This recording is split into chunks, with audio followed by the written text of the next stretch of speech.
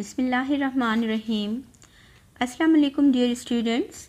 This is Kausar Samo, Assistant Professor in Political Science at Govt Degree College, Larkana.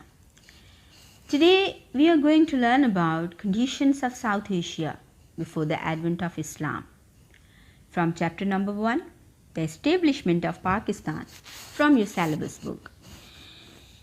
Dear students, as you all know well that Pakistan Studies is one of the compulsory subjects at intermediate level. Well, as you all know that our motherland Pakistan got birth on 14th August 1947. Prior to this, it was a part of undivided India.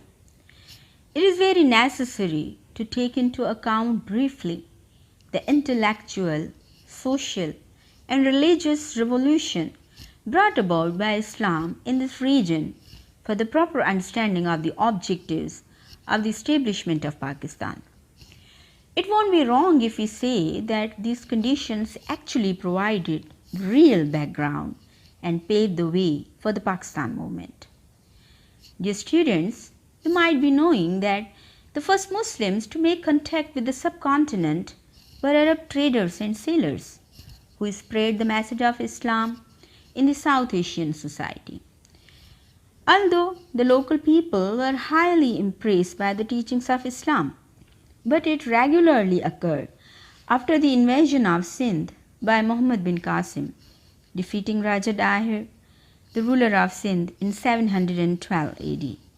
Well, in some of the books you may find it in 711 AD. Now you may be thinking that why did Muhammad bin Qasim invade Sindh? There was a serious reason behind it, and it was a richly laden Arab ship that was attacked by pirates of Sindh as it passed the mouth of the Indus. The goods were seized by pirates and the Arab merchants were detained at a port based in modern-day Karachi. The ruler in Baghdad, for whose territory this ship was bound, decided to retaliate. A military force was dispatched to Sindh under the leadership of a 17-year-old boy by the name of Imaduddin Muhammad bin Qasim, who defeated Raja Dahir and conquered Sindh. In this way, Islam came into subcontinent through Sindh. That's why Sindh is called Babul Islam, or the gateway of Islam. Conditions of South Asia before the advent of Islam. Well, before the coming of Muslims, South Asia was divided into many small kingdoms and principalities, which were not on the peaceful terms with each other.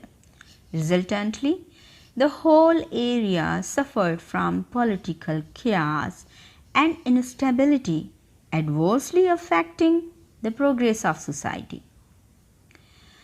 Well, there was a time when Buddhism used to be the main religion of South Asia, but the Hindu rulers were very cruel upon the followers of Buddhism, so they did not hesitate to torture and trouble them. Even Raja Dahir, the ruler of Sindh, was very harsh towards his Buddhist subjects.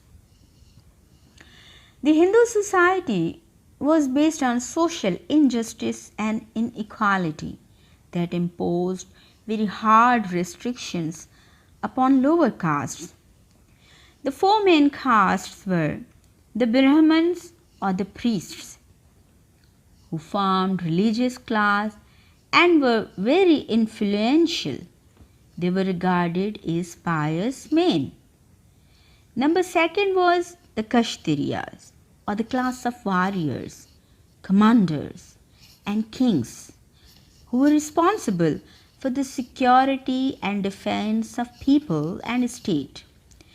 The both castes, the Brahmins and Kshatriyas, enjoyed high status in the society.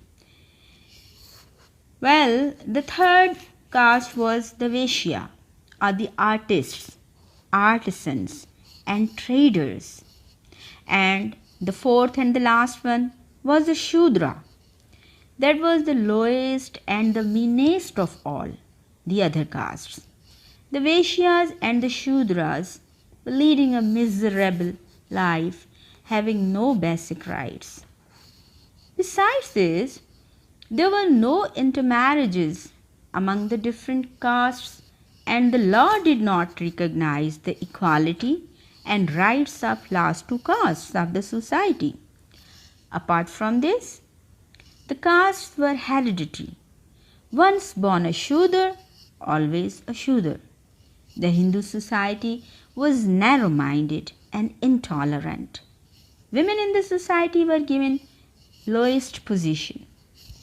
A widow woman could never remarry, and the practice of sati, in which the wife of a deceased person was burnt alive, was a common custom in the society. Well, students, under such conditions, when Muslims came to South Asia, their lenient and fair attitude and conduct highly impressed the local and neglected people that they readily accepted Islam and got rid of their tyrant society. So these were the social conditions of South Asia before the advent of Islam. Thank you very much.